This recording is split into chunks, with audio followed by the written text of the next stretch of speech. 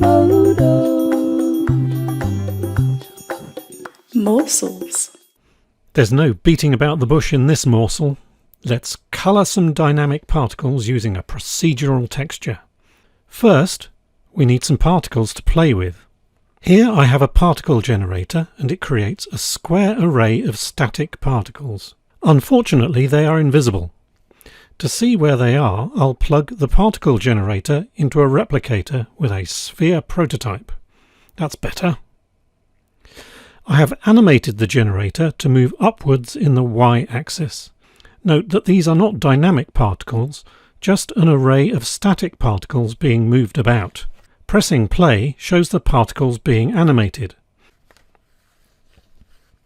I'm going to use these particles as a particle source in a simulation.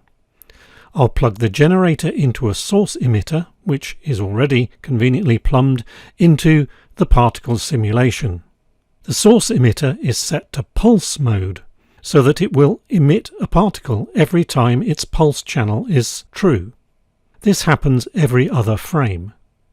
Let's connect the particle system to the replicator and a cube prototype instead of the sphere. Running the simulation and scrubbing the timeline shows the new particles being created. They have zero velocity, so just sit around being boring. If we add the turbulence force to the simulation and rerun, you can see that these really are dynamic particles. Now I would like to colour these particles using one of MODO's procedural textures. There's no way to directly sample from a texture that I know of, what you might call a texture probe. However, we do have another kind of probe up our sleeves, the Falloff Probe. This can sample a fall-off at any point in space.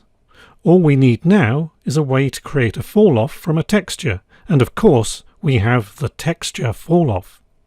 With these pieces in place, we can get going. Add a procedural texture of your choice. I've chosen the Bozo texture, and adjust its setting to taste. Connect this to the texture fall-off, and then the texture fall-off to the Falloff Probe. We now need to know where we are probing. As with most things particle, we can find the position of a particle by using a particle operator. Add the position read-only feature to the operator and then the colour feature. We will use the latter to record the sampled value from the texture. Feed the particle position into the Falloff probe. We will record the sample in the red channel of the colour. Note that the procedural texture really only generates a one-value ramp. We can convert that to a multicolour gradient in the shader tree. We have a choice. Do we update the particles every frame, or do we freeze the probed value when the particle is created? I will choose the latter, so we need to set the particle operator to new. This means that the operator will only be applied to new particles. But how do we get the colour of the particle into the shading system? It's time for a little nodal shading. I've already set up a gradient in the shader tree. We can drag that into the schematic. The key to getting the data from our particle is the particle sample item.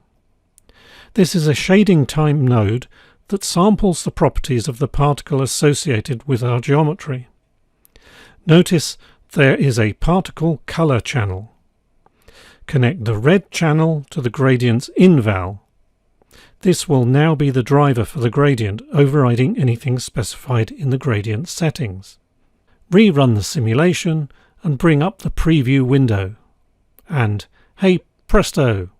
We now have our colours from our procedural texture applied to our particles.